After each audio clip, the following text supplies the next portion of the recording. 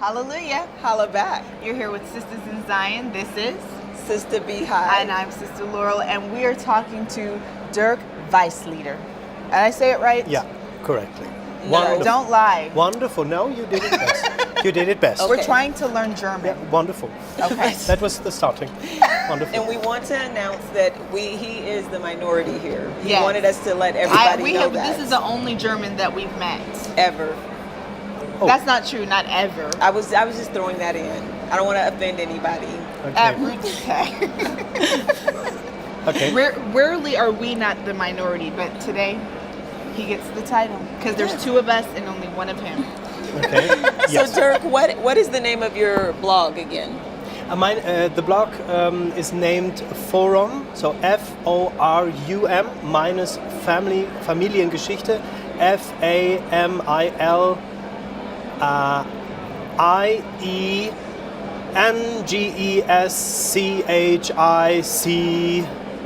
FAMILIENGESCHICHTE.de. Oh dear, that We're was... gonna guess that's a German word. It is. It means Forum Family History.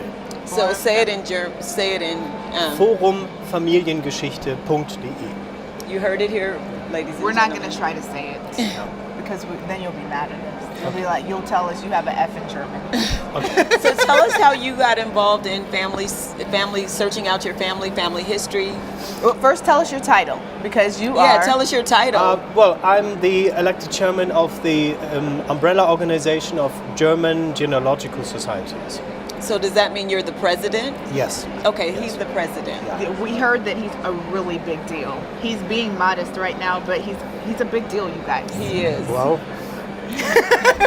Okay. Well, So now tell the us protocol, how. that's what you said, but okay. So tell us how you got involved.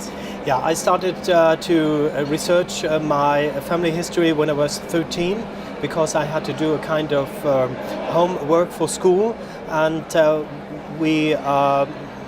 we should write down some information about our families, our different families, and that everything started, and I wasn't stopped till today, so that kept me till today.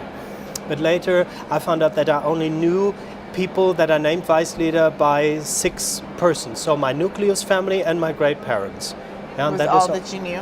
that was all I knew of named Weissleder. And so I wanted to know more. And later on I found a little village where they all are coming from, and I was part of a, bigger family, and I was just put on a family tree, and this you are, and welcome, you belong to us. So Wow. that was very So interesting. now do you communicate with that part of your family? Yes, of course, and we also have American relatives. This is very special. So we have got parts of our family that are named Whiteleather into English, and we learned from them that they have family reunions since 1898, and we Wow. just start our family in the community US? in the United States. Wow. Yes, in Ohio, and we just start 100 years later in 1991. So we learned that much from the American relatives. So how did your family get from Germany to America? Well, that part of the family was a soldier, a man coming from that little village. He was forced to become a soldier. He was like the Hessian soldiers, sold to the British. He was a Brunswick soldier, sold to the British and fought against George Washington. And later on, he stayed here in the new United States, and then married a woman and had 9 kids, and that was the reason why they are there here. starts the Weissleder's in another continent. Well, and that was very interesting. We didn't know that. We found it out the Americans found out when they came over in the 1930s. And we forgot about it. I just heard it like a rumor, and I thought it was a joke that the name was translated into English. And we got in contact in the 1990s. So 1992, that was the first contact. And of course, I visit them, and they are so lovely, and they're part of the family. We call each other being cousins. Wow. So this is the relationship, the widest relationship one could have, but the title cousin remains. So Did they change the spelling of the name? no, this Whiteleather remained. That white leather And they ribbon, just, yeah. the pronunciation is Right, what they yeah. changed, right? So that's really cool.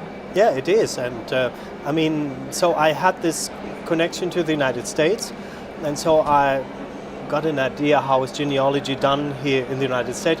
That is mostly done by the women. That is very interesting. Genealogy in Germany is mostly done by men. Really? Yes, it is different.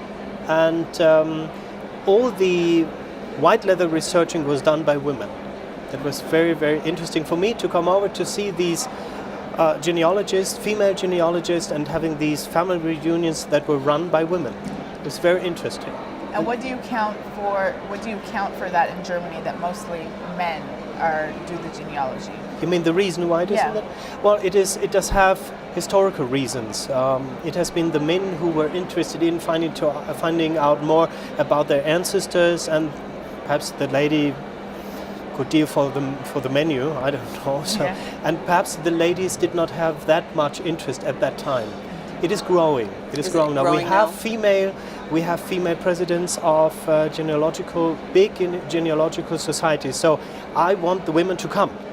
Because my understanding is that women have a wider view on family than the men have. The men tend to trace back their